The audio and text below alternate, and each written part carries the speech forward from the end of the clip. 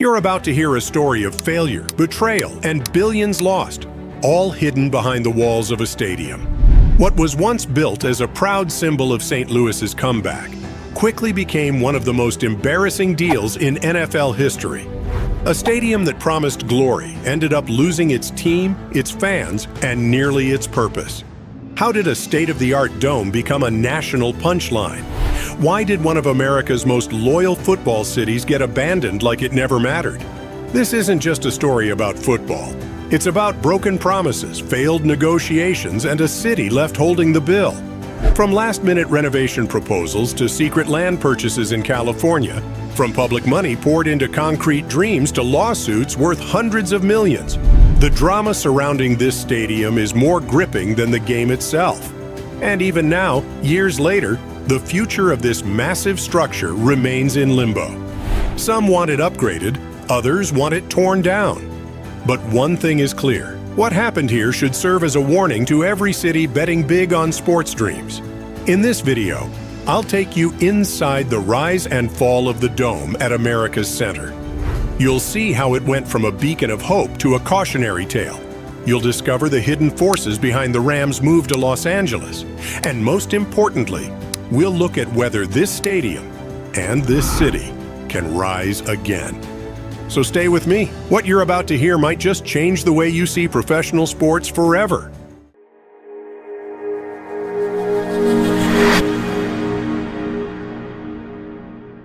When the St. Louis Cardinals football team left for Phoenix in 1988, the city was left heartbroken. But it didn't stay silent. Leaders quickly came together with a plan. They would build a brand new stadium, one with a roof, modern design, and space to host conventions too. By 1989, the city approved public bond funding for the project. In 1992, construction began on the dome. The design included local touches, brick, limestone, and red-tinted concrete that matched St. Louis's older buildings. It was a symbol of pride. At first, the NFL didn't give St. Louis a new team.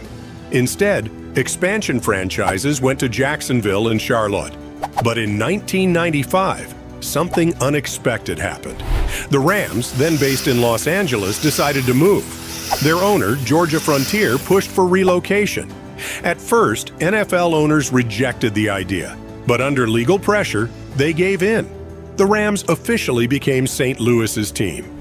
That same year, the team played their first few home games at Bush Memorial Stadium. Then, on November 12, 1995, they finally entered the new dome, winning their first game there 28-17. At the time, it felt like a huge victory. The city had its team, and the stadium had a purpose. It was even renamed a few times. First the Trans World Dome, then the Edward Jones Dome. Over the years, St. Louis invested in the facility. In 2009, the city spent $30 million on renovations. New LED video boards, updated club areas, and a redesigned locker room gave the venue a fresh look. Even a new AstroTurf system was added, allowing the field to be stored below ground. But none of it was enough. Here's where things start to crack: the lease. When the Rams moved in, their contract came with one big condition.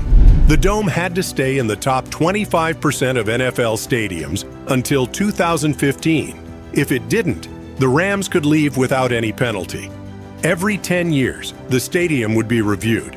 If it failed to meet that first-tier standard, the team had the power to either demand upgrades or switch to a risky year-to-year lease. At first, things seemed fine, but as the years passed, the stadium aged. Newer, flashier NFL arenas made the dome look outdated.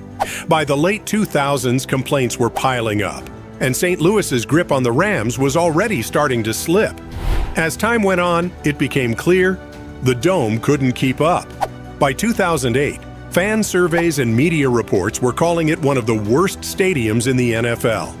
It had poor sightlines, a dull atmosphere, and almost no tailgating space. Even with new screens and luxury areas, it still felt cold and outdated.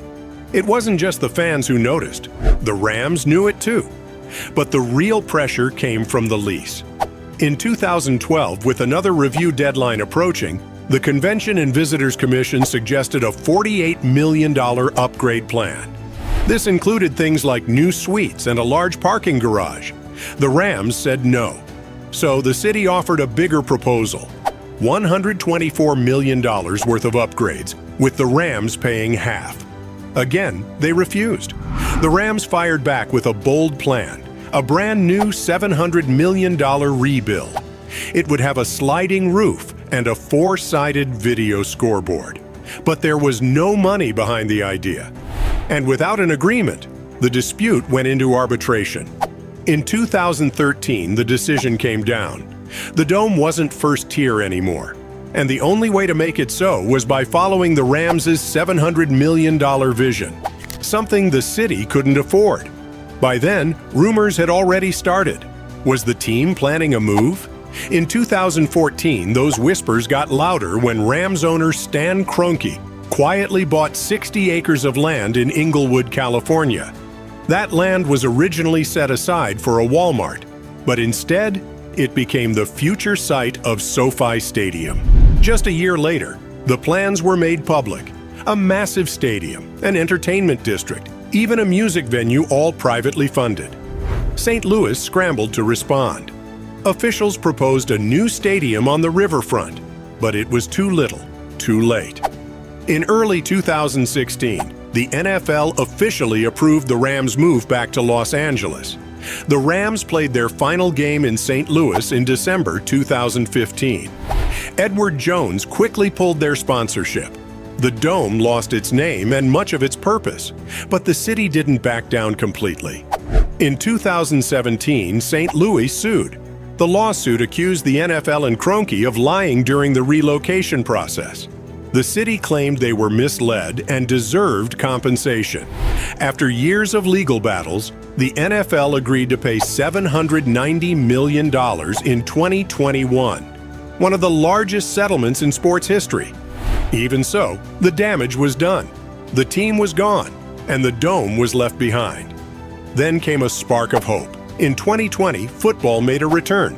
Not the NFL, but the XFL. The St. Louis Battlehawks were announced as a new team. It wasn't the same, but fans showed up in huge numbers.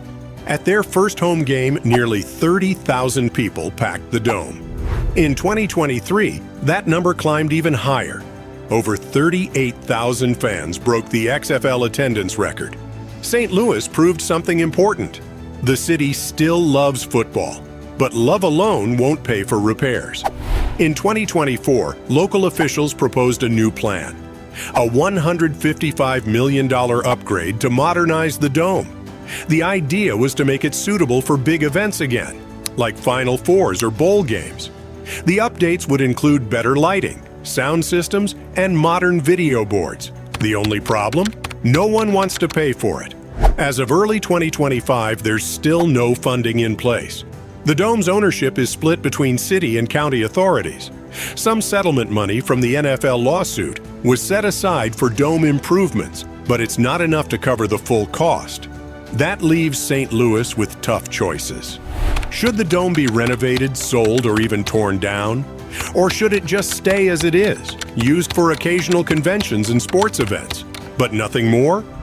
Other cities, like San Antonio, have managed to revive old stadiums. Their Alamo Dome hosted a Final Four and brought millions into the local economy. But the Dome in St. Louis faces bigger issues. Its design, layout, and poor reputation hold it back. Still, not all hope is lost. In 2025, the city is set to host more conventions at the Dome than it has in over a decade. That shows potential. It shows that even an aging stadium with the right strategy can still play a role. So what happens next? That's up to city leaders, sports officials, and maybe even the fans. But one thing's for sure, the story of the Dome at America's Center is far from over. It's a story of ambition, missteps, and second chances. And maybe, just maybe, it still has one more chapter left.